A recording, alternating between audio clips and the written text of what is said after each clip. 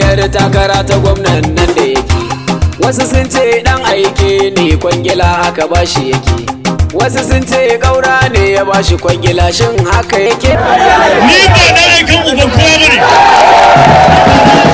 Zigon ba faɗa mana gaskiya mun san a gidan shi kike. To yanzu ku saurara na ba ku dan bayani yadda yake. Doka ce da gaske yake, takararsa don jama'arsa yake. Gogagge ne a siyasa, ku bincika ku ji yadda yake. Ya rike mukamai masu dama a baya haku yake. Sannan ya wuce majalisar jihar mu mun samo waraka. Sannan kuma ya yi sifika a Bauchi duk mun san da haka. Ya wuce majalisar tarayya talakawa sun waraka. Sannan ya wuce sanata Bauchi santaral duk ta haɓaka.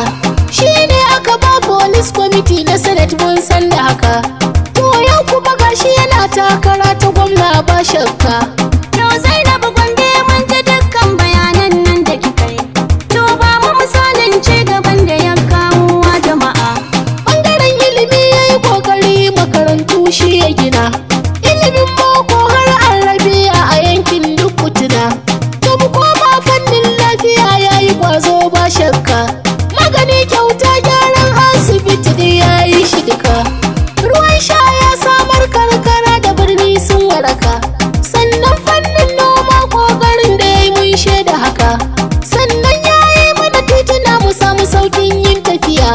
Sannan ga lantarki ya samar a yankin namu duka. Ga sola har da transformers ya bayar ba shakka. Sannan ya baiwa matasan mu ayyuka mun shaida haka.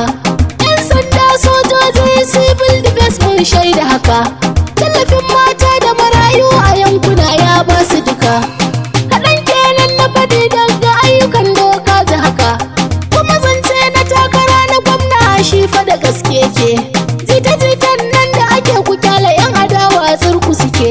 Jami'ar NNPP a Bauchi yanzu sai girman ta take. Kuma Kwankwasa dan Musa a koda yaushe na ji yabansa yake. Da yardar Allahu da kaji za ya zan gwamnan mu jihar mu Bauchi. Mun gode Zainab mun gode kwarai.